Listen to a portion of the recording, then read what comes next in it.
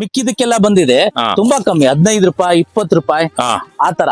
ಅಂದಾಜು 390 ಕೆಜಿ ಹಾ ಬಾಳೆಹಣ್ಣು ತಗೊಂಡೋಗಿ ಹಾ ನಾನು ಬರೀ ಹಾ. 2100 ರೂಪಾಯಿನೋ 150 ರೂಪಾಯಿನೋ ತಗೊಂಡಿದ್ದೀನಿ. ಚಹಾ ಹುಡಿ ಇದ್ದಾಗಿದೆ. ನಿಮ್ಗೆ ಇದು ನೋಡಿ ಸ್ಮೆಲ್ ನೀವು ಇದ್ ಮಾಡ್ಬೇಕು ನೋಡ್ಲಿ. ನಮ್ಗೆ ಕ್ಯಾಮ್ರಾದಲ್ಲಿ ಇದ್ರಲ್ಲಿ ನಮ್ಗೆ 3D ಡೈಮೆನ್ಷನ್ ಏನೆಲ್ಲ ವಾಸನೆ ಇದ್ ಮಾಡ್ಲಿಕ್ಕೆ ಆಗಲ್ಲ. ಅದ್ರಿಂದ ಗೊತ್ತಾಗ್ತಾ ಇದೆ ಪ್ರೇಕ್ಷಕರಿಗೆ Correct, ಎಷ್ಟು ಘಮ ಘಮ ಅಂತ ಇದೆ ಅಂತ ಹೇಳ್ಬಿಟ್ಟು.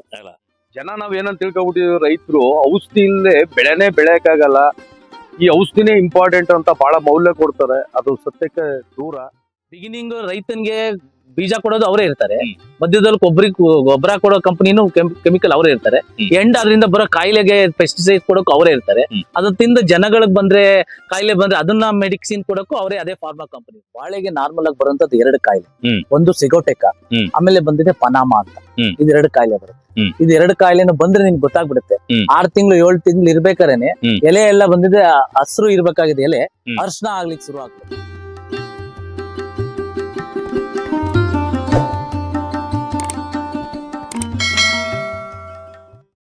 ಸಂಪೂರ್ಣ ಸಹಜ ಕೃಷಿ ಯೂಟ್ಯೂಬ್ ಚಾನಲ್ ಎಲ್ಲ ವೀಕ್ಷಕರಿಗೂ ನಮಸ್ಕಾರ. ನಾನು ಶಿವಪ್ರಸಾದ್ ಮಲೆಬೆಟ್ಟು.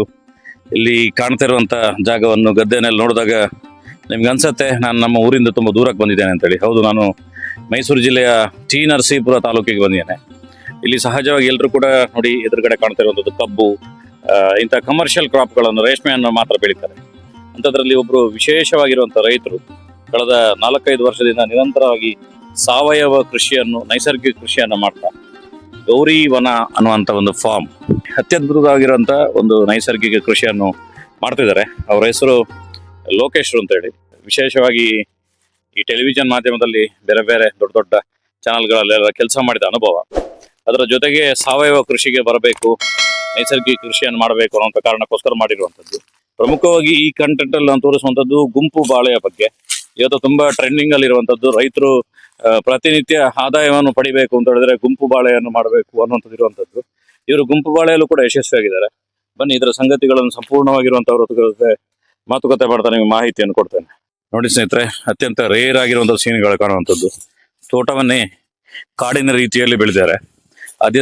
ಅದರ ಮಧ್ಯದಲ್ಲಿ ಮಾಡಿರುವಂತ ಒಂದು ಗುಂಪು ಬಾಳೆಯ ಕಾನ್ಸೆಪ್ಟ್ ನ ತೋಟದ ಮಧ್ಯಕ್ಕೆ ನಾನು ಬಂದಿದ್ದೇನೆ. ಲೋಕೇಶ್ ಸರ್ ನಮಸ್ತೆ. ನಮಸ್ಕಾರ. ಹೇಗಿದ್ದೀರಿ? ಫೈನ್. ತಾವ್ ಹೇಗಿದ್ದೀರಿ? ಆರಾಮ. ತುಂಬಾ ಖುಷಿ ಆಯ್ತು ನಿಮ್ಮ ಫಾರ್ಮಿಂಗ್ ಬಂದು. ವೆಲ್ಕಮ್. ಇದರಲ್ಲಿ ನಾನು ನೋಡಿದ ಪ್ರಕಾರ ತುಂಬಾ ಕಂಟೆಂಟ್ಗಳಿದೆ, ತುಂಬಾ ಸಬ್ಜೆಕ್ಟ್ಗಳಿದೆ ಮಾತಾಡುವಂಥದ್ದು. ಹೌದು, ಪ್ರಕೃತಿನೇ ಹಾಗೆ. Correct. ಅದ್ರಲ್ಲಿ ತುಂಬಾ ವಿಷಯಗಳನ್ನ ಔಚಿಟ್ಕೊಂಡಿರುತ್ತೆ. ಹೌದು, ಹೊರ ಜಗತ್ತಲ್ಲಿ ಏನು ಜನರು ಪ್ರಾಕ್ಟೀಸ್ ಮಾಡ್ತಿದ್ದಾರೆ ಅವರಿಗೆ ಇದು ತಿಳ್ಕೊಳ್ಳುವಂತ ತುಂಬಾ ಅಗತ್ಯ ಇರ್ತದೆ. ಯಾಕಂತ ಹೇಳಿದ್ರೆ ಹೊರಗೆಲ್ಲವೂ ಕೂಡ ಕೆಮಿಕಲ್, ಅದರ ಜೊತೆಗೆ ಬೇರೆ ಬೇರೆ ರೀತಿಯ ಕೃಷಿಯನ್ನು ಮಾಡ್ತಿದ್ದಾರೆ. ಇದು ಪ್ರಕೃತಿಗೆ ಅಪಾಯ ಆಗುವಂಥದ್ದು. ಇದು ಪ್ರಕೃತಿಗೆ ಒಂದು ಪೂರಕವಾಗಿರುವಂತ ಕೃಷಿಯನ್ನು ಮಾಡ್ತಿದ್ರು. ನಾರ್ಮಲ್ ಆಗಿ ಕನ್ವೆನ್ಷನಲ್ ಏನ್ ಸಾಂಪ್ರದಾಯಿಕ ಬೆಳೆ ಬೆಳೀತಾರೆ ಅದ್ರಲ್ಲಿ ಬಾಳೆ ಬೆಳೆಯೋರು ಒಂದ್ಸಲ ನೀವು ಜಮೀನ್ ಪೂರ್ತಿ ಕೂಡ ಬಾಳೆ ಅಂತ ಹೇಳಿದ್ರೆ ಬಾಳೆನೆ ಹಾಕ್ಬಿಡ್ತಾರೆ. ಹೌದು, ಅವರು ನಾರ್ಮಲ್ ಆಗಿ 10 ತಿಂಗಳಿಂದ 12 ತಿಂಗಳು 13 ತಿಂಗಳು ಕಟಾವ್ ಮಾಡ್ಬಿಡ್ತಾರೆ. ಪೂರ್ತಿ ತೆಗೆದ್ಬಿಡ್ತಾರೆ. ನಿಮಗೆ ಗೊತ್ತಿದ್ದಂಗೆ ಬಾಳೆ ಒಂದು ಕಂದಿಗೆ ಒಂದು ಬೆಳೆಯುತ್ತೆ ಅಷ್ಟೇ. ಹೌದು, ಒಂದು ಗೊನೆ ಬೆಳೆಯುತ್ತೆ. ಅದಾದ್ಮೇಲೆ ಕಟಾವ್ ಮಾಡಿದ್ರೆ ಆ ಬೆಳೆ ಮುಗೀತದೆ. ಹೌದು, ಅದು ಆತರ ಮಾಡ್ಕೊಂಡು ಹೋಗ್ತಾರೆ. ಬಟ್ ನಾವು ಇಲ್ಲಿ ಬಂದಿದೆ ಗುಂಪು ಬಾಳೆ ಹಾಕೊಂಡಿದ್ದೇವೆ. ನಾವು ಗುಂಪು ಬಾಳೆ ಹಾಕೊಂಡಿರೋ ಉದ್ದೇಶ ಬಂದಿದೆ, ನಮ್ಗೆ ಏನು ಒಂದು ಗಿಡ ಬೆಳೆಯೋದಕ್ಕೆ ಬೇಕಾದ ನಿಮ್ಗೆ NPK ಅಂತ ಏನ್ ಹೇಳ್ತಾರೆ ಇದ್ರಾಗೆ, ಕೆಮಿಕಲ್ಸ್ ವರ್ಡ್ ನಲ್ಲಿ, ಆತರ ನೈಟ್ರೋಜನ್, ಪೊಟ್ಯಾಶ್, ಫಾಸ್ಫರಸ್, ಅದ್ರಲ್ಲಿ ಈ ಪೊಟ್ಯಾಶ್ ನ ಫಿಕ್ಸ್ ಮಾಡಕ್ಕೋಸ್ಕರ ನಾನು ಬಾಳೆಹಣ್ಣು ಹಾಕೊಂಡಿದ್ದೆ. ಇದನ್ನೆಲ್ಲ ನಾನು ಆಲ್ಮೋಸ್ಟ್ 2.5 ವರ್ಷದ ಹಿಂದೆ ನೆಟ್ಟಾಗ ಇಡೀ ಜಮೀನ್ಗೆ 500 ಕಂದು ನೆಟ್ಟಿದ್ದು ನಾನು. ಕಂದು ಸೆಲೆಕ್ಟ್ ಮಾಡ್ಕೊಂಡ್ಬೇಕಾದ್ರು ಕೂಡ ನಮ್ಮ ಏನು ಸಹಜ ಕೃಷಿ, ನೈಸರ್ಗಿಕ ಕೃಷಿಯಲ್ಲಿ ಹೇಳ್ತೀವಿ ನಾವು, ಪ್ರತಿಯೊಂದು ಬೆಳೆಗೂ ಕೂಡ ಅದರದೇ ಆದ ಅಕ್ಕ ಕಿಲೋಮೀಟರ್ 10 ಕಿಲೋಮೀಟರ್ ಒಳಗಡೆನೆ ಅದರದೇ ಆದ ಒಂದು ಬಯೋಡೈವರ್ಸಿಟಿ ಅಂತ ಇರುತ್ತೆ. ಅದರದೇ ಆದ ವಾತಾವರಣ, ಆ ವೈವಿಧ್ಯತೆ ಫಿಕ್ಸ್ ಆಗಿರುತ್ತೆ. ನಮಗ್ ಬೇಕು ಅಂತ ಎಲ್ಲೋ ತುಂಬಾ ದೂರದ ದೇಶದಿಂದ ನಾವು ತುಂಬಾ ದೂರದಿಂದನೋ ಬೇರೆ ಸಸಿ ತಂದು ನೆಡೋದಲ್ಲ. ಅದಕ್ಕೆ ನಮ್ಮ ಊರ್ನಲ್ಲೇ ಇದ್ದಂತ ಒಂದು ಏಲಕ್ಕಿ ಬಾಳೆಂದು ಕಂದನ್ನ ಸೆಲೆಕ್ಟ್ ಮಾಡ್ಕೊಂಡಿದ್ದೀನಿ. ಸೆಲೆಕ್ಟ್ ಮಾಡ್ಕೊಂಡ್ಬಂದು ತಂದ್ ನೆಟ್ವಿ. ಇದು ಆಲ್ಮೋಸ್ಟ್ ನಾನು ಸಾಲಿಂದ ಸಾಲಿಗೆ 8 ಅಡಿ, ಗಿಡದಿಂದ ಗಿಡಕ್ಕೆ ಬಂದಿದೆ 7 ಅಡಿ. ಒಂದು ಬುಡದಲ್ಲಿ ಒಂದೇ ಕಂದು ನೆಟ್ಟಿದ್ದು. ಒಂದು ಗಿಡಕ್ಕೆ ಒಂದು ಬುಡಕ್ಕೆ ಒಂದೇ ಕಂದು ನೆಟ್ಟಿದ್ದು. ಆಮೇಲೆ ನೆಡಬೇಕಾರೇನೆ ನಾವು ಸ್ವಲ್ಪ ಅದಕ್ಕೆ ಮುಂಚೆ ಸ್ಟಡಿ ಮಾಡಿದ್ದೆ. ನಾನು ಸುಭೇಶ್ ಪಾಳೇಕರ್ ಅವ್ರದ್ದು ಓದಿದ್ದೆ. ಆಮೇಲೆ ಬಂದು ತುಪ್ಪೇರುದ್ರ ಸ್ವಾಮಿ ಅಂತ GKVK ಪ್ರೊಫೆಸರ್, ಅವ್ರ ಬಗ್ಗೆ ಓದಿದೆ. ಬಾಳೆಗೆ ನಾರ್ಮಲ್ ಆಗಿ ಬರುವಂತದ್ದು 2 ಕಾಯಿಲೆ. ಒಂದು ಸಿಗೋಟೆಕ, ಆಮೇಲೆ ಬಂದಿದೆ ಪನಾಮಾ ಅಂತ. ಇದು 2 ಕಾಯಿಲೆ ಬರುತ್ತೆ. ಇದು 2 ಕಾಯಿಲೆನೂ ಬಂದ್ರೆ ನಿಮ್ಗೆ ಗೊತ್ತಾಗ್ಬಿಡುತ್ತೆ. 6 ತಿಂಗಳು 7 ತಿಂಗಳು ಇರ್ಬೇಕಾರೇನೆ ಎಲೆ ಎಲ್ಲ ಬಂದಿದೆ, ಹಸ್ರು ಇರ್ಬೇಕಾಗಿದೆ ಎಲೆ ಅರ್ಶನ ಆಗ್ಲಿಕ್ಕೆ ಶುರು ಆಗ್ಬಿಡುತ್ತೆ. ಇದೆರಡೂನು ಪನಾಮ ಮತ್ತೆ ಸಿಗೋಟೆಕ ಎರಡೂನು ಬೇರಿಂದ ಬರುವಂತ ಕಾಯಿಲೆಗಳು, ಬ್ಯಾಕ್ಟೀರಿಯಾಸ್. ಇದಕ್ಕೆ ಆಡು ಭಾಷೆಯಲ್ಲಿ ಏನ್ ಹೇಳ್ತಾರೆ ಈ ಕಾಯಿಲೆಗಳಿಗೆ? ಇದಕ್ಕೆ ಬಂದಿದೆ ಹಳದಿ ರೋಗ ಅಂತ ಹೇಳ್ತಾರೆ. ಎಲ್ಲ ಇದು ಬಂದ್ ಬರುತ್ತಲ್ಲ, ಅರ್ಶನ ರೋಗ, ಹಳದಿ ರೋಗ ಅಂತ ಹೇಳ್ತಾರೆ. ಎಲೆಗಳೆಲ್ಲ ಅರ್ಶನ ಆಗ್ತಾ ಬಂದ ತರಗಮಾರ ಅಂತ ಹೇಳ್ತಾರಂತಲ್ಲ, ತರಗಮಾರ ಅಂತ ಹೇಳಿ ನಿಮ್ಮ ಘಟ್ಟದ ಭಾಷೆಯಲ್ಲಿ ಇರ್ಬೋದು. ಹೌದು, ಇಲ್ಲಿ ನಾರ್ಮಲ್ ಆಗಿ ಹಳದಿ ರೋಗ ಅಂತಾರೆ. ಅದು ಒಂದು ಎಲೆ ಎಲ್ಲ ಬಂದಿದೆ ಅರ್ಶನ ಆಗ್ಲಿಕ್ಕೆ ಶುರು ಆಗ್ಬಿಡುತ್ತೆ. ಆಮೇಲೆ ನಿಮ್ಗೆ ಏನ್ ಕಂದಿದೆ ಅದೆಲ್ಲ ಜೊಳ್ ಆಗ್ಬಿಡುತ್ತೆ. ಒಳಗಡೆ ಬಂದಿದೆ ರಸ ಎಲ್ಲ ಹೀರ್ಬಿಟ್ಟದು, ಬುಡದಲ್ಲಿ ರಸ ಹೀರಿದಾಗ ಎಲ್ಲ ಜೊಳ್ ಆಗ್ಲಿಕ್ಕೆ ಶುರು ಆಗುತ್ತೆ. ಆತರ ಗೊತ್ತಿದ್ರಿಂದ ಅದನ್ನ ಅವಾಯ್ಡ್ ಮಾಡ್ಲಿಕ್ಕೆ ಏನ್ ಮಾಡ್ಬೇಕು ಅಂದ್ರೆ, ನೀವು ಬಿಗಿನಿಂಗ್ ನಲ್ಲೇನೆ ಗಿಡ ನೆಡ್ಬೇಕಾದ್ರೆ ಪ್ರತಿ ಗಿಡದ ಬುಡಕ್ಕೆ 2 ಕೆಜಿ 2 ಕೆಜಿ ಬಂದಿದೆ ಬೇವಿನ ಹಿಂಡಿ, ಆಮೇಲೆ 2 ಕೆಜಿ ಹರಳಿನ ಹಿಂಡಿ, ಕ್ಯಾಸ್ಟ್ರಾಲ್ ಏನ್ ಹರಳು ಮಾಡ್ತಲ್ಲ ಅದನ್ನ ಪ್ರತಿ ಗಿಡಕ್ಕೆ ಅಷ್ಟು ಹಾಕೊಂಡ್ವಿ ನಾವು. ಅಂತ ಹಾಕೊಂಡ್ ನೆಟ್ವಿ. ಅದ್ ಹಾಕಿದ್ರೆ ನಾವು ಇದ್ರ ಪ್ರಕಾರ ಒಂದು 7 ರಿಂದ 8 ವರ್ಷ ಅದನ್ನ ನಿಮ್ನ ಸಸ್ಟೈನ್ ಮಾಡುತ್ತೆ. ನಿಮ್ ಭೂಮಿನಲ್ಲಿ ಆ ಬ್ಯಾಕ್ಟೀರಿಯಾಸ್ ಬರೋದಕ್ಕೆ ಬುಡಕ್ಕೆ ಬಿಡೋದಿಲ್ಲ. ಬೇವು ಇದೆಯಲ್ಲ ಅದು ಮ್ಯಾನೇಜ್ ಮಾಡ್ಕೊಳ್ಳುತ್ತೆ ಅದು.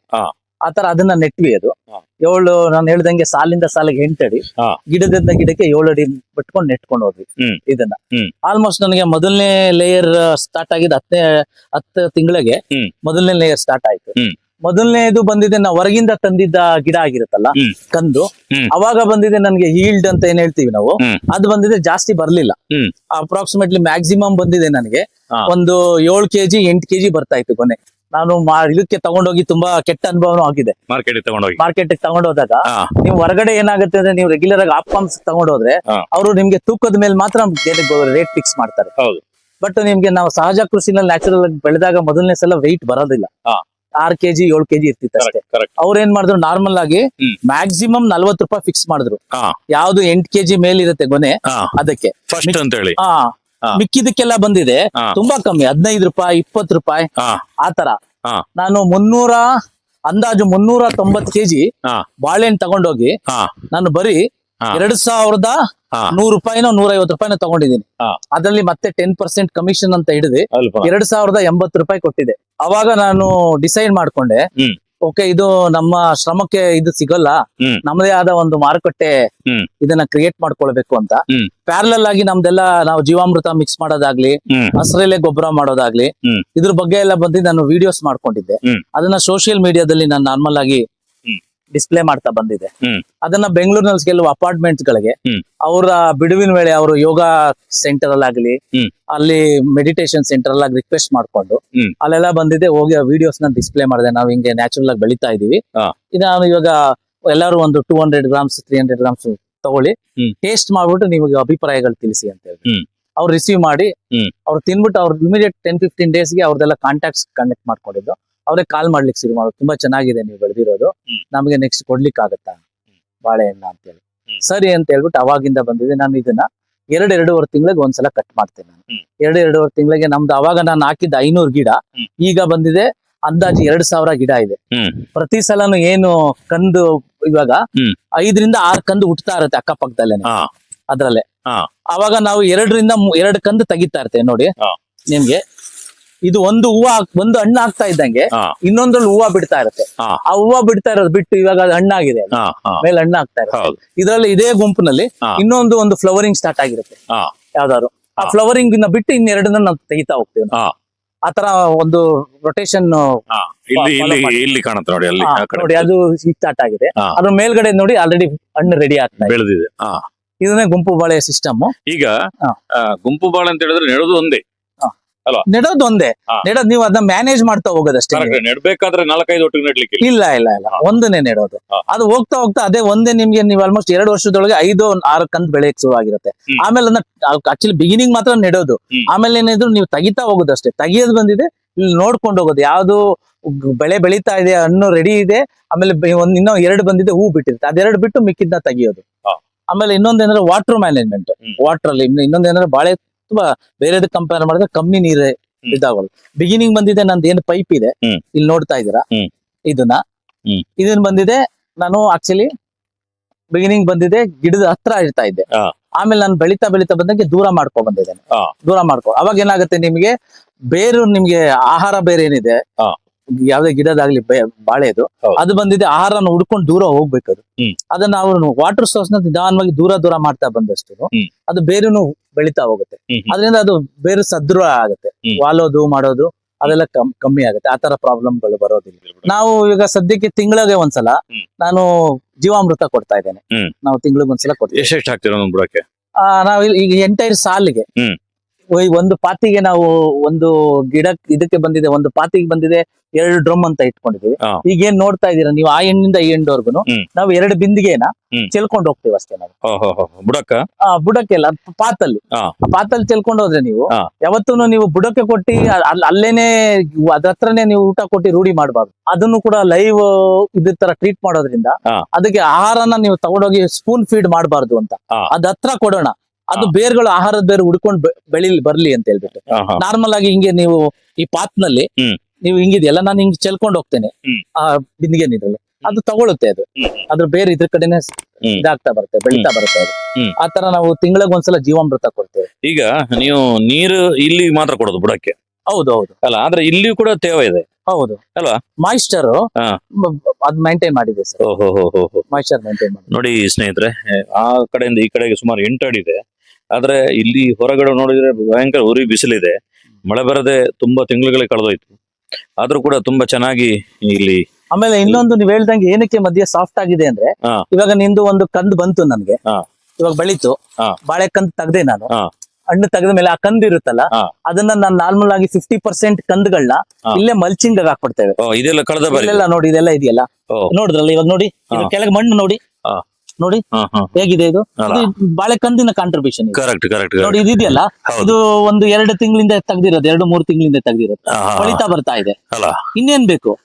ಅಲ್ಲೇ ರಿಚ್ ಆಯ್ತು, ಇಲ್ಲೇ ಪೊಟ್ಯಾಶ್ ಅಲ್ಲೇ ವಾಪಸ್ ಸಿಕ್ತು. ನೋಡಿ ಇದ್ರ ಕೆಳಗಿರೋ ಜಸ್ಟ್ ಈ ಮಣ್ಣಿಗೂನು ಇದ್ರ ಪಕ್ಕದಲ್ಲಿರೋ ಮಣ್ಣು ನೋಡಿ, ಕೈಯಲ್ಲಿ ಮುಟ್ಲಿಕ್ಕೆ ಆಗ್ತಲ್ಲ ಅಲ್ಲ, ಎಷ್ಟು ನಿಮ್ಗೆ ಚಹಾ ಹೊಡಿತಾಗಿದೆ. ನಿಮ್ಗೆ ಇದು ನೋಡಿ ಸ್ಮೆಲ್ ನೀವು ಇದ್ ಮಾಡ್ಬೇಕು ನೋಡಿ. ನಮ್ಗೆ ಕ್ಯಾಮ್ರಾದಲ್ಲಿ ಇದ್ರಲ್ಲಿ ನಮ್ಗೆ 3D ಡೈಮೆನ್ಷನ್ ಏನಾದ್ರು ವಾಸನೆ ಇದ್ ಮಾಡ್ಲಿಕ್ಕೆ ಆಗಲ್ಲ.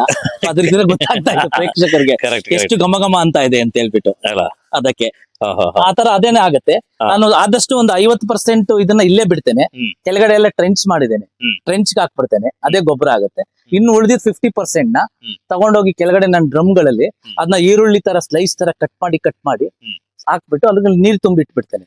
ಅದು 60 ದಿನದೊಳಗೆ ಟಾರ್ ತರ ಆಗುತ್ತೆ. ಮುಚ್ಬಿಡೋದಷ್ಟೇ, ಕಪ್ಪು ಟಾರ್ ತರ ಆಗತ್ತೆ. ಅದು ಪೊಟ್ಯಾಶ್ 96% ರಿಚ್ ಪೊಟ್ಯಾಶ್. ಅದು 96% ಕೇವಲ ನೀರಲ್ಲಿ ಹಾಕ್ಬಿಡೋದಷ್ಟೇ. ನೀವು ಫುಲ್ ಟಾರ್ ತರ ಹೌದು, ಡ್ರಮ್ ಬೆಳಕ್ ಬೀಳ್ದೇ ಇರೋ ತರ ಟೈಟ್ ಮಾಡಿ ಇಟ್ಬಿಡ್ಬೇಕಷ್ಟೇ. ಅದನ್ನ ತೆಗೆದು ನೀವು ವಾಪಸ್ ತಗೊಬಂದು ಒಂದೊಂದು ಗಿಡಕ್ಕೆ, ಎಲ್ಲಾ ಗಿಡಕ್ಕೂ, ಬಾಳೆ ತೆಂಗು ಎಲ್ಲದಕ್ಕೂ ಒಂದೊಂದ್ ಚೊಂಬ್ ಹಾಕೊಂಡ್ ಹೋಗಿ ಸಾಕು. ಒಂದೊಂದ್ ಚೊಂಬ್ ಸಮೇರ್ ಒಂದು 3 ಲೀಟರ್ಸ್. ಒಂದೊಂದು ಗಿಡಕ್ಕೆ, ತೆಂಗಿನ ಗಿಡಕ್ಕೆ ಸ್ವಲ್ಪ ಒಂದು 5 ಲೀಟರ್ ಕೊಡ್ತೇವೆ. ಬೇರೆ ಗಿಡಕ್ಕೆ, ಅಡಿಕೆ ಇದಕ್ಕೆಲ್ಲ ಬಂದಿದೆ 2 ರಿಂದ 3 ಲೀಟರ್. ಅದು ಕೊಟ್ಕೊಂಡು ಹೋದ್ರೆ ಸಾಕು. ನೀವು ಕೆಮಿಕಲ್ ಅಲ್ಲಿ ಬೇರೆ ರೀತಿಯಲ್ಲಿ ಯೋಚನೆ ಮಾಡಕ್ಕೆ ಆಗಲ್ಲ, ಅಷ್ಟು ಇಂಪ್ಯಾಕ್ಟ್ ಆಗಿರುತ್ತೆ ಪೊಟ್ಯಾಶ್ ಮಾತ್ರ. ಸರ್, ಈ ರೀತಿ ಒಂದು ಗುಂಪು ಬಾಳೆದೊಂದು ವಿಶೇಷ ಪ್ರಯೋಗವನ್ನು ಮಾಡಿದಿರಿ. ಇದಕ್ಕೆ ಮತ್ತೆ ನಮ್ಮ ಸಿಂಗಲ್ ಬಾಳೆಗಳಿಗೆ ಹೋಲಿಕೆ ಮಾಡಿದರೆ ಆರ್ಥಿಕವಾಗಿ ಲಾಭ ಇದರಲ್ಲಿ ಹೆಚ್ಚು ಅಂತ ಹೇಗೆ ಹೇಳ್ತೀರಿ? ಇದಕ್ಕೆ ನೀವು ಬೇರೆ ರೀತಿ ಹೊರಗಿಂದ ಏನು ಗೊಬ್ಬರ ತಂದು ಹಾಕ್ತಾ ಇಲ್ಲ. ನಮ್ದೇ ಹಸು ಇರುತ್ತೆ, ಅದ್ರಲ್ಲಿ ನೀವು ಜೀವಾಮೃತ ಮಾಡಾಕ್ತಾ ಇದೀರಾ. ಬಿಗಿನಿಂಗು ಬಂದಿದೆ ಹೇಳ್ದಂಗೆನೆ ನೀವು ಬೇವಿನ ಹಿಂಡಿ ಆಮೇಲೆ ಅರಳಿನ ಹಿಂಡಿ ಹಾಕಿರೋದ್ರಿಂದ ಬೇರೆ ಯಾವ್ದು ಕಾಯಿಲೆಗಳು ಬರ್ತಾ ಇಲ್ಲ. ಅದನ್ನ ತಡೆಗಟ್ತಾ ಇದ್ದೀರಾ. ಅಲ್ಲೇ ನಿಮ್ಗೆ ಆರ್ಥಿಕವಾಗಿ ಹೊರಗಡೆನ ಮೆಟೀರಿಯಲ್ಸ್ ಹಾಕೋದಲ್ಲೇ ನಿಮ್ಗೆ ಪರ್ಸೆಂಟೇಜ್ ಸೇವ್ ಆಯ್ತು. ನಮ್ಮ ರೈತರು ಹೊರಗಿನ ಗೊಬ್ಬರ, ಹೊರಗಿನ ಕ್ರಿಮಿನಾಶಕ ಅಂತ ಹೇಳ್ಬಿಟ್ಟು ಸುಮಾರು ದುಡ್ಡು ಅದರಲ್ಲಿ ಕಳ್ಕೊಳ್ತಾರೆ. ಒಂದು ನಾರ್ಮಲ್ ಆಗಿ ಬೇರೆ ನಾನ್ ನೋಡಿದಾಗೇನೆ ಏಲಕ್ಕಿ ಬಾಳೆನು ಕೆಮಿಕಲ್ ಬೆಳೆಯೋದು ಜನರಲ್ ಆಗಿ ನಾನು ಹೇಳ್ತಾ ಸ್ಪೆಸಿಫಿಕ್ ಆಗಿಲ್ಲ. ಅವರೇಜ್ ಬಂದಿದೆ ಅರೌಂಡ್ 18 kg 20 kg ತಗೊಂತಾರೆ. ನಂದು ಮೊದಲನೇ ಸಲ ಬಂದಿದ್ ಮಾತ್ರ 8 kg ಅವರೇಜ್ ಇತ್ತು. ಈಗ ಬನ್ನಿ ತೋರಿಸ್ತೇನೆ. ಈಗ ಇದು ಮಿನಿಮಮ್ ಒಂದು ನಂದ್ರಲ್ಲಿ ಅವರೇಜ್ ಅಪ್ರಾಕ್ಸಿಮೇಟ್ಲಿ ಕಡಿಮೆ ಅಂದ್ರೂ 12 ರಿಂದ 16 kg 15 kg ತೂರ್ತಾ ಇದೆ. ನಂದು ಅವರೇಜ್ ನಂದು ಒಂದು ಹೈಯೆಸ್ಟ್ ಬಂದಿದೆ 16.5 kg ಬಂದಿದೆ ಬಾಳೆಗೊನೆ ನಂದು. ಇಲ್ಲೊಂದು ಅದಕ್ಕಿಂತ ದೊಡ್ಡದಾಗಿರೋದು ಇರುತ್ತೆ ಸರ್. ಅಲ್ಲ, ಇದೊಂದು ಸುಮಾರು 20 kg ಹತ್ರ ಇದೆ. ಒಂದು 18 kg ಅಂತೂ ಬರುತ್ತೆ ಅನ್ಸುತ್ತೆ. ಈಗ ಒಬ್ಬ ಸಿಂಗಲ್ ಮಾಡುವವನಿಗೆ ವರ್ಷದಲ್ಲಿ ಒಂದು ಜಾಗದಲ್ಲಿ ನೋಡಿ ಸರ್, ಒಂದು ಬೆಳೆ ತೆಗೆದು ಮಾಡೋದ್ರಿಂದ ಇವಾಗ ನಾರ್ಮಲ್ ಆಗಿ ನೀವು ಆಲ್ಮೋಸ್ಟ್ 11 ತಿಂಗಳು ಕಾದಿ ಒಂದು ಗೊನೆ ತೆಗೆದು ಬಿಟ್ರೆ ನಿಮ್ಗೆ ಎಷ್ಟಾಯ್ತು? ಒಂದು 20 kg ಬಂತು. ಅದೇ ನೀವು ಗುಂಪು ಬಾಳೆ ಬೆಳೆಯೋದ್ರಿಂದ ಹ್ಮ್. ನಿಮ್ಗೆ 2 ವರ್ಷ ವೆಯ್ಟ್ ಮಾಡಿದ್ರೆ ಹ್ಮ್. ಮೊದಲು 2 ವರ್ಷ ವೆಯ್ಟ್ ಮಾಡಿ ಹ್ಮ್. ಅದ್ರದ್ದು ಅಕ್ಕಪಕ್ಕ ಸಪ್ಲಿಮೆಂಟ್ಸ್ ಅಂತ ಏನಿದೆಯಲ್ಲ ಹೌದು. ಅದ್ರ ಸೆಕೆಂಡ್ ಲೇಯರ್ ಥರ್ಡ್ ಲೇಯರ್ ಹ್ಮ್. 3ನೇ ಬಳ್ಳಿಗಳು ಇದ್ ಮಾಡ್ತವ್ರೆ ಹಾ. ಮಿನಿಮಮ್ ಅಂತ ಹೇಳಿದ್ರು ಹಾ. 4 ರಿಂದ 6 ಗೊನೆ ತಗೊಳ್ಬಹುದು. ಹಾ. ಒಂದು ಗೊನೆ ಆವರೇಜ್ 13 ಕೆಜಿ 14 ಕೆಜಿ ಅಂದ್ರು ಹಾ. ನೀವು 4 ಅಂತ ಹೇಳಿದ್ರೆ ಹಾ. ಆಲ್ಮೋಸ್ಟ್ 50-55 ಕೆಜಿ ಬಂತು. ಓಹೋ. ನೀವು ಒಂದು ಸಲ ಹಾಕಿ ನೀವು 20 ಕೆಜಿ ಮಾಡೋದು ಉತ್ತಮನು. ಹೌದು. ಜಾಸ್ತಿ ಖರ್ಚು ಮಾಡಿ ಇಲ್ಲ ನಿಮ್ಗೆ ನ್ಯಾಚುರಲ್ ಆಗಿ ಹ್ಮ್. ಕಡಿಮೆ ಇದ್ರಲ್ಲೂ ಮೈಂಟೆನೆನ್ಸ್ ನಲ್ಲಿ ಕಮ್ಮಿ ಮಾಡ್ಕೊಂಡು ಹ್ಮ್. ಬರೀ ಜೀವಾಮೃತ ಇದ್ರಲ್ಲಿ ಮೈಂಟೈನ್ ಮಾಡ್ಕೊಂಡು ಎಂಡಲ್ಲಿ ನೀವು 2.5 ವರ್ಷ ಆದ್ಮೇಲೆ ಆವರೇಜ್ 50 ಕೆಜಿ ಬಾಳೆಹಣ್ಣು ತಗೊಳ್ಳೋದು ಉತ್ತಮ. ಹೌದು. ಯೋಚನೆ ಮಾಡ್ಬೇಕು, ಕರೆಕ್ಟ್. ರೈತರು ಯೋಚನೆ ಮಾಡ್ಬೇಕು. ಹೌದು ಹೌದು ಹೌದು ಹೌದು. ಏನಾದ್ರೆ ನಮ್ದು ಹಿಂದಿನ ಬಂದಿರೋ ಕನ್ವೆನ್ಷನ್ ಅಲ್ಲೂ ಹ್ಮ್. ಅದಕ್ಕೆ ರೆಸ್ಪೆಕ್ಟ್ ಕೊಡ್ತೀವಿ, ಹ್ಮ್. ಅದಕ್ಕೆ ಗೌರವದಿಂದನೇ ನೋಡ್ತೇವೆ. Correct. ಬಟ್ ಗೊತ್ತಾದ್ಮೇಲೆ ಹ್ಮ್. ಒಂದು ಪದ್ಧತಿ ಇದೆ, ಹಿಂಗ್ ಮಾಡೋದ್ರಿಂದ ಅನುಕೂಲ, ಹ್ಮ್. ಆರೋಗ್ಯಕ್ಕೂ ಒಳ್ಳೇದಾಗತ್ತೆ. ಹ್ಮ್. ಇವನ್ ನಮಗೂ ಮೈಂಟೆನೆನ್ಸ್, ಆಮೇಲೆ ರೈತನು ಕೂಡ ಒಂದೆರಡು ದುಡ್ಡು ದುಡಿಬಹುದು ಹ್ಮ್. ಕಡಿಮೆ ಖರ್ಚು ಇದು ಮಾಡಿದ್ರೆ. ಉಳಿತಾಯನೂ ಕೂಡ ಸಂಪಾದನೆ ಅಲ್ವೇ ಹೌದು ಹೌದು ಹೌದು. ಅಲ್ವಾ? Correct. ನೀವು ಅದ್ರಲ್ಲೇ ಸೇವಿಂಗ್ಸ್ ಮಾಡ್ಕೊಂತಾರೆ, ಮೇಂಟೆನೆನ್ಸ್ ನಲ್ಲಾಗ್ಲಿ ಇದ್ರಲ್ಲಾಗ್ಲಿ ಕೆಮಿಕಲ್ಸ್ ಅದ್ರಲ್ಲೆಲ್ಲ ಮೇಂಟೈನ್, ಅದು ಸಂಪಾದನೆ ಒಂದು ಭಾಗನೇ ಅಲ್ವಾ? ಹೌದು ಹೌದು. ಅದ್ ಮಾಡೋದ್ರಿಂದ ಗುಂಪು ಬಾಳೆ ಆತರ ಆರ್ಥಿಕವಾಗಿ ಕೂಡ ಲಾಭದಾಯಕವಾಗಿದೆ ಪಕ್ಷಿಗಳಿಗೆ, ಹಾ. ಪ್ರಾಣಿಗಳಿಗೆ ಅಂತ. ಹಾ. ನಾರ್ಮಲ್ ಆಗಿ ಒಂದು 20% ಆಫ್ ದ ಕ್ರಾಪ್ ಹಾ. ನಾವು ಎನ್ವಿರಾನ್ಮೆಂಟ್ ಇದಕ್ಕೆ ಅಂತ ನೇಚರ್ಗೆ ಅಂತ ಹಾ. ಅದಕ್ಕೆ ನಾನು ಬಿಟ್ಟು ಬಿಡ್ತೇನೆ. ಹಾ, ಹಾ. ಅದಿರೋದ್ರಿಂದನೇ ನಾವು ಅಲ್ಲ. ಅಕ್ಕಿ ಪಕ್ಷಿಗಳು ಇರೋದ್ರಿಂದನೇ ನಾವು ಹಾ, ಹಾ. ನಾರ್ಮಲ್ ಆಗಿ ನೀವು ನೋಡಿರ್ಬೋದು, ಒಂದು ನಾರ್ಮಲ್ ಆಗಿ ಒಂದು ಲೈನ್ ನಲ್ಲಿ ಹಾ. ನೀವು ನೋಡ್ಕೊಂಡು ಹೋಯ್ತು, ಈ ಲೈನ್ ಅಲ್ಲಿ ಅಂದಾಜು ಈ ಎಂಡಿಂದ ಆ ಎಂಡ್ ವರೆಗೂ ಒಂದು 40 ಗಿಡ ಇರ್ಬೋದು, ಹಾ. 40 ಸಾಲ ಇರ್ಬೋದು. ಹ್ಮ್. ಅದ್ರಲ್ಲಿ ಅಂದಾಜು ಒಂದು 2 ಗಿಡ ನಾನು ಹ್ಮ್. ಬಂದಿದ್ ಗೊನೆಗಳನ್ನ ನಾನು ಅಕ್ಕಿ ಪಕ್ಷಿಗೆ ಅಂತ ಬಿಟ್ಬಿಡ್ತೇನೆ. ಓ. ಅದು ನಿಮ್ಗೆ ಸಂಜೆ ಮತ್ತೆ ಬೆಳಿಗ್ಗೆ ಹೊತ್ತು ಅರ್ಲಿ ಮಾರ್ನಿಂಗ್ ನೋಡ್ಬೇಕು ಹ್ಮ್. ಎಷ್ಟು ಪಕ್ಷಿಗಳು ಬರುತ್ತೆ ಅಂದ್ರೆ ಅಷ್ಟು ಪಕ್ಷಿಗಳು ಬಂದಿರುತ್ತೆ. ಹ್ಮ್. ಅಷ್ಟು ಬಂದು ಅದು ಹಣ್ಣು ತಿಂತಾ ಇರುತ್ತೆ. ಹ್ಮ್. ಆಮೇಲೆ ಅದ್ರದ್ದು ಅದು ಅವರಿಂದ ಏನ್ ನನಗೆ ಸಿಗುತ್ತೆ ಅಂದ್ರೆ ಅದ್ರದ್ದು ಪಿಕ್ಕೆಗಳೇನು ಆಗ್ತಾ ಇದಾಗತ್ತಲ್ಲ, ಹ್ಮ್. ರಿಚ್ ಫಾಸ್ಫರಸ್ ಅದು. ಓ. ಅದು ನಿಮ್ಗೆ ಒಳ್ಳೆ ಗೊಬ್ಬರ ಆಗುತ್ತೆ. ಆಮೇಲೆ ತುಂಬಾ ಜನ ನೋಡಿರ್ಬೋದು, ಹೇಳ್ತಾರೆ ಅವರು, ಹ್ಮ್. ನನ್ನ ಬಾಳೆ ತೋಟದಲ್ಲಿ ಕೆಲವು ಕಡೆ ಇದ್ರಲ್ಲಿದೆ ಹ್ಮ್. ಗೂಬೆಗಳಿದೆ. ಎಲ್ಲಿ ಗೂಬೆ ಬಂದು ವಾಸ ಇದಿರುತ್ತೆ ಹ್ಮ್. ಅಲ್ಲಿ ಬಂದಿದೆ ತುಂಬಾ ಇದನ್ನು ವಾತಾವರಣ ಆಗ್ಲಿ ಇದಾಗ್ಲಿ ನಾನ್ ಪೊಲ್ಯೂಟೆಡ್ ಏರಿಯಾ ಅಂತ. ಚೆನ್ನಾಗಿದೆ ಅಂತ ಹೇಳಿ. ನಾನ್ ಪೊಲ್ಯೂಟೆಡ್. ಇವಾಗ ಹೆಂಗೆ ಬಟರ್ಫ್ಲೈ, ಗುಬ್ಬಿ ಇದನ್ನೆಲ್ಲ ಒನ್ ಆಫ್ ದ ಟೂಲ್ ಅಂತ ಹೇಳ್ತಾ ಇರ್ತಾರೆ, ಅವು ಬಂದಿರೋ ವಾಸಸ್ಥಳ ಬಂದಿದೆ. ಹಾ. ಶುದ್ಧವಾದ ಪರಿಶುದ್ಧವಾದ ಪೊಲ್ಯೂಷನ್ ಫ್ರೀ ಏರಿಯಾ ಅಂತ ಹೇಳ್ತಾರೆ. ಹಾ. ಆ ರೀತಿನಲ್ಲಿ ನಮ್ಗೆ ನನ್ನ ತೋಟದಲ್ಲಿ, ಬಾಳೆ ತೋಟದಲ್ಲಿ ಇವನ್ ಕೆಲವು ತೆಂಗಿನ ಇದ್ರ ಮಧ್ಯದಲ್ಲಿ ಕೂಡ ಗೂಬೆಗಳೆಲ್ಲ ಬಂದು ವಾಸ ಮಾಡ್ತಾರೆ. ಸ್ನೇಹಿತರೆ, ಒಂದು ಅತ್ಯುತ್ತಮವಾಗಿರುವಂತಹ ಗುಂಪು ಬಾಳೆಯ ಮಾಹಿತಿಗಳು, ಇದರ ಹೆಚ್ಚಿನ ಮಾಹಿತಿಗಳು ಬೇಕಾದ್ರೆ ಸರ್ನ ನಂಬರ್ ನಾನು ಇದರಲ್ಲಿ ಹಾಕಿರ್ತೇನೆ, ಕಾಂಟ್ಯಾಕ್ಟ್ ಮಾಡಬಹುದು. ಯಾರು ನೀವು ಮೈಸೂರು, ಮಂಡ್ಯ ಈ ಭಾಗದವರು ಇದ್ರೆ ಇಲ್ಲಿಗೊಂದು ಬಾರಿ ಅವರನ್ನ ಅನುಮತಿಯನ್ನು ತಗೊಂಡು ನೀವು ವಿಸಿಟ್ ಮಾಡಬಹುದು. ನಮ್ಮ ಜೊತೆ ನಮ್ಮ ಸ್ನೇಹಿತರಾಗಿರುವಂತ ಗಿರೀಶ್ ಕೊಳ್ಳಗಾಲ ಇದ್ದಾರೆ. ಸರ್ ನಮಸ್ತೆ. ನಮಸ್ತೆ ಶಿವಪ್ರಸಾದ್. ಹೇಗಿದ್ದೀರಿ? ಫೈನ್, ಚೆನ್ನಾಗಿದೆ. ನೀವು ಒಂದು ಕೃಷಿಯ ಬ್ಯಾಕ್ಗ್ರೌಂಡ್ ಅವರು, ಕೃಷಿಕರ ನೋಡ್ತಿದ್ದೀರಿ, ತೋಟಗಳಿಗೆಲ್ಲ ಹೋಗ್ತಿದ್ದೀರಿ. ಇವರಿಗೆ ಮಾಡಿರುವಂತ ಎರಡು ಮೆಥಡ್, ಒಂದು ಸಾವಯವ ಕೃಷಿ, ಮತ್ತೊಂದು ಗುಂಪು ಬಾಳೆ. ಈ ತೋಟ ನೋಡಿದಾಗ ನಿಮ್ಗೆ ಏನ್ ಅನ್ಸುತ್ತೆ ಸರ್? ನನ್ಗೆ ಹೆಚ್ಚು ಕಡಿಮೆ ಇಲ್ಲ ಅಂದ್ರೆ ಸುಮಾರು ತೋಟಗಳಿಗೆ ಭೇಟಿ ಕೊಟ್ಟಿದ್ದೀನಿ, ಸ್ನೇಹಿತರ ತೋಟಗಳಿಗೆಲ್ಲ ಹೋಗಿದ್ದೀನಿ, ಸಾಕಷ್ಟು ತೋಟಗಳು ಹೋಗಿದ್ದೀನಿ. ಕೆಲವೊಂದು ಔಷಧಿಗಳನ್ನ ನಾನೇ ಚಾಮರಾಜನಗರ ಡಿಸ್ಟಿಕ್ ಇಂದ ತಗೊಂಡ್ ಬಂದು ಪರ್ಚೇಸ್ ಮಾಡ್ಕೊಂಡು ಸಾಕಷ್ಟು ಕೊಟ್ಟಿದ್ದೀನಿ, ಮಾಡಿದ್ದೀನಿ. ಅದರಲ್ಲೂ ಫೇಲ್ಯೂರ್ ಆಗೋಂಥದ್ದು ಸಾಕಷ್ಟು ಜನ ಕಂಡಿದ್ದೀನಿ. ಅದರಲ್ಲಿ ಲಾಸ್ ಅಂತೂ ಸಹ ಹೇಳಿದ್ದೀನಿ. ಇಲ್ಲಿ ಯಾವುದೇ ರೀತಿಲೂ ಮೆಡಿಸಿನ್ ಇಲ್ಲದೆ ನ್ಯಾಚುರಲ್ ಆಗಿ ಬೆಳೆದು ಈ ಪಾಟಿ ಒಂದು ಗೊನೆ ಇರೋನ್ ನೋಡಿದ್ರೆ ನನ್ಗೆ ತುಂಬಾ ಆಶ್ಚರ್ಯ ಆಗುತ್ತೆ.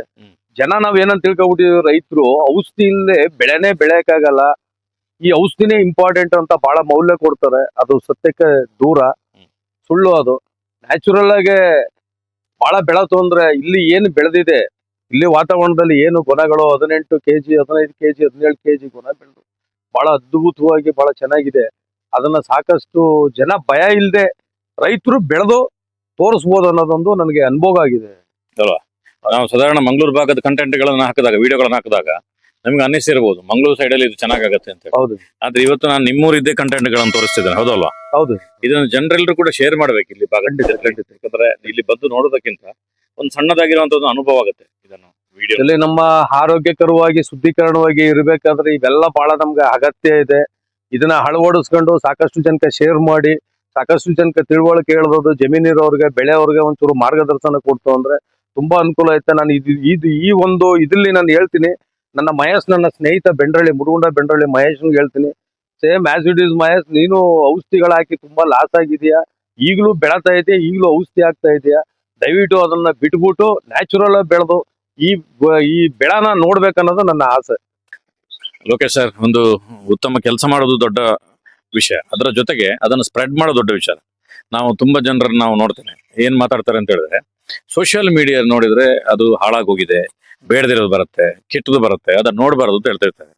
ಆದ್ರೆ ಇವರಲ್ಲಿರೋ ಒಳ್ಳೆ ವಿಷಯನ ಎಲ್ಲೂ ಕೂಡ ಹೇಳ್ಕೊಡಲ್ಲ. ನಾನು ತುಂಬಾ ಜನರನ್ನ ಸಂದರ್ಶನ ಮಾಡ್ಲಿಕ್ಕೆ ರಿಕ್ವೆಸ್ಟ್ ಮಾಡಿದಾಗ ಇಲ್ಲ ನಮ್ದು ಬೇಡ ಅಂತ ಹೇಳ್ತಾರೆ. ಅವ್ರಿಗೆ ಮಾತ್ರ ಒಳ್ಳೇದು ಬೇಕು ಸೋಷಿಯಲ್ ಮೀಡಿಯಾದಿಂದ, ಅವ್ರು ಒಳ್ಳೇದು ಕೊಡಕ್ ತಯಾರಿಲ್ಲ, ಹೌದಲ್ವಾ? ಈಗ ನೀವು ಎಷ್ಟೋ ಜನರ ಸೋಷಿಯಲ್ ಮೀಡಿಯಾದ ಇನ್ಫ್ಲುಯೆನ್ಸ್ ಆಗಿ ಇದಕ್ಕೆ ಬಂದಿರಬಹುದು, ಹೌದು. ಮತ್ತೆ ನಿಮ್ಮ ಇನ್ಫ್ಲುಯೆನ್ಸ್ ಇಂದಾಗಿ ಇನ್ನೂ ಎಷ್ಟೋ ಸಾವಿರ ಜನ ಬರ್ಬೋದು, ಹೌದಲ್ವಾ? ಆ ಕಾರಣಕ್ಕೋಸ್ಕರ ನಿಮ್ಮ ಅಮೂಲ್ಯವಾಗಿರುವಂತಹ ಸಮಯ ಬೆಂಗಳೂರಲ್ಲಿ ನೀವು ಬೇರೆ ಬೇರೆ ದೊಡ್ಡ ದೊಡ್ಡ ವೃತ್ತಿ ಕೆಲಸಗಳನ್ನೆಲ್ಲ ಮಾಡ್ಕೊಂಡು ಅದರ ಮಧ್ಯದಲ್ಲಿ ಒಂದು ರೈತರಿಗೆ ಒಳ್ಳೇದಾಗಬೇಕು ಅಂತ ಹೇಳಿ ಮಾರ್ಗದರ್ಶನ ಮಾಡಿದ್ರಿ. ನಿಮ್ಗೆ ಧನ್ಯವಾದಗಳು. ಅದೇ ರೀತಿಯಲ್ಲಿ ಇವತ್ತು ತುಂಬಾ ಜನರು ಸಾಲ ಸೋಲದಲ್ಲಿ ಸಿಕ್ಕಾಕೊಂಡ್ರು, ಬೇರೆ ಬೇರೆ ಸಮಸ್ಯೆಗಳನ್ನ ಎದುರಿಸ್ತಿರುವಂತ ರೈತರು ನೋಡ್ತೀವಿ. ಅಂತರ ರೈತರ ಮಧ್ಯದಲ್ಲಿ ನೀವು ಒಬ್ರು ಯಶೋಗಾತಾಗಿ ನಿಂತಿದ್ರಿ. ಆ ರೈತರಿಗೆ ಏನ್ ಹೇಳಿಕ್ಕೆ ಇಚ್ಛೆ ಪಡ್ತೀರಿ ಸರ್? ಇಲ್ಲ, ನಮ್ಮ ರೈತ ಬಾಂಧವರಲ್ಲಿ ನಾನು ಹೇಳಿದ್ರೆ ಒಂದ್ ಸ್ವಲ್ಪ ಯೋಚನೆ ಮಾಡಿ ನೋಡಿ. ಇದು ಈಗ ಏನ್ ನಾವು ಹೇಳ್ತಾ ಇದ್ದೀರೋ ಆಧುನಿಕ ಕೃಷಿ ಅಂತ ಏನು ಎಲ್ಲ ಈಗ ಎಷ್ಟು ಜಾಸ್ತಿ ಇಲ್ಲ, 30 ವರ್ಷದ ಇತಿಹಾಸ ಅಷ್ಟೇ ಇರೋದು, 30ರಿಂದ 40 ವರ್ಷ. ಹೌದು. ಏನ್ ಗ್ರೀನ್ ರೆವಲ್ಯೂಷನ್ ಅಂತ ಸ್ಟಾರ್ಟ್ ಆಯ್ತು Correct. 68ರಲ್ಲೋ 70ರಲ್ಲೋ. ಅದಾದ್ಮೇಲೆ ಇದೆಲ್ಲ ದಾಳಿ ಇಟ್ಟಿದ್ದು. ಈ ಪೆಸ್ಟಿಸೈಡ್ಸ್ ಆಗ್ಲಿ, ಹಾ. ಈ ಟ್ರಾಕ್ಟರ್ ಕಂಪನಿಗಳಾಗ್ಲಿ, ಬ್ಯಾಂಕ್ನವರಾಗ್ಲಿ, ಇವ್ರದೆಲ್ಲ ಆರಂಭ ಸ್ಟಾರ್ಟ್ ಆಗಿದೆ ಅದರಿಂದ ಈಚೆನೆ. ಹಾ. ಅದಕ್ ಮುಂಚೆ ಆದ ಪ್ರತಿಯೊಬ್ಬ ಊರ್ನಲ್ಲೂ ರೈತರುಗಳು ಎತ್ತುಗಳು ಇಟ್ಟಿರ್ತಿದ್ರು, ಅದರಲ್ಲೇ ಉತ್ಕೊಂತ ಇದ್ರು. ಆಮೇಲೆ ಒಬ್ಬರಿಂದ ಇನ್ನೊಂದ್ ಮನೆಗೆ ಮುಯ್ಯಾಳ್ ಅಂತ ಮಾಡ್ತಾ ಇದ್ರು. ನಿನ್ನ ತೋಟಕ್ಕೆ ನಾನು ಈ ವಾರ ಎಲ್ಲ ಕೆಲ್ಸಕ್ಕೆ ಬರ್ತೀನಿ, ಮುಂದಿನ ವಾರಕ್ಕೆ ನನ್ನ ತೋಟಕ್ಕೆ ನೀನು ಬಾ ಅಂತ ಹೇಳ್ಬಿಟ್ಟು. ಈಗ ಏನಾಗಿದೆ ಅಂದ್ರೆ ಊರ್ನಲ್ಲಿ 50 ಎಕರೆ ಜಮೀನ್ ಇದ್ರೆ 10 ಟ್ರಾಕ್ಟರ್ ಇದೆ. ಬ್ಯಾಂಕ್ ಗಳು ಏನ್ ಹೇಳುತ್ತೆ, ನೀನು ಲೋನ್ ತಗೋ, ಟ್ರಾಕ್ಟರ್ಗೆ ನೀನು 10% ಕೊಡು, 5% ಕೊಡು, ನಾನು ಮನೆ ಗಾಡಿ ಕೊಡ್ತೀನಿ ಅಂತ ಹೇಳ್ಬಿಟ್ಟು. ಆತರ ಆಗಿ ಎಲ್ಲಾನು ಊರ್ನಲ್ಲಿ ಹಸುಗಳು ಕಾಣೆ ಆಗ್ತಾ ಇದೆ. ಎತ್ತುಗಳು ಕಾಣಿಸ್ತಾ ಇಲ್ಲ. ಎಲ್ಲಾನು ಮೆಷಿನರೀಸ್ಗೆ ಜಾಸ್ತಿ ಡೆವಲಪ್ ಇದಾಗಿದ್ದಾರೆ. ಮೆಷಿನರಿಯಿಂದ ಅನುಕೂಲ ಆಗುತ್ತೆ ಅನ್ನೋ ಒಂದು ಭ್ರಮೆನಲ್ಲಿ ಮೈ ಮೇಲೆ ಸಾಲಗಳು ಹೇಳ್ಕೊಂತಾ ಇದ್ದಾರೆ. ಅದರಿಂದ ನಾನು ರಿಕ್ವೆಸ್ಟ್ ಮಾಡ್ಕೊಳ್ಳೋದು ಇದ್ರಲ್ಲಿ ಆದಷ್ಟು ನಿಮ್ಮ ವಾಪಸ್ ನಿಮ್ಮ ಟ್ರೆಡಿಷನಲ್ ಏನು ನಿಮ್ಮ ತಾತ ತಂದೆ ಅವ್ರು ಮಾಡ್ತಾ ಇದ್ರು ಆ ಕೃಷಿ ಬಗ್ಗೆ ಒಂದ್ ಸ್ವಲ್ಪ ಯೋಚನೆ ಮಾಡಿ. ಅದನ್ನ ಅದೇ ವಾಪಸ್ಸು ಬ್ಯಾಕ್ ಟು ದ ಪೆವಿಲಿಯನ್ ಅಂದಂಗೆ ಹೇಳ್ದಂಗೆ ಹಳೆ ಕೃಷಿ ಬಗ್ಗೆ ಒಂದ್ ಸ್ವಲ್ಪ ಯೋಚನೆ ಮಾಡಿ ಅದ್ರಲ್ಲಿ ಏನ್ ಒಳ್ಳೆತನ ಇದೆ ಅದನ್ನ ತಗೊಳ್ಳಿ. ನೀವು ಎಲ್ಲಾನು ಒಳ್ಳೇದೇ ಅಂತ ಹೇಳ್ತಾ ಇಲ್ಲ ನಾನು, ಪ್ರತಿಯೊಂದ್ರು ನ್ಯೂನ್ಯತೆ ಇದ್ದೇ ಇರುತ್ತೆ. ಅದನ್ನ ಐಡೆಂಟಿಫೈ ಮಾಡಿ.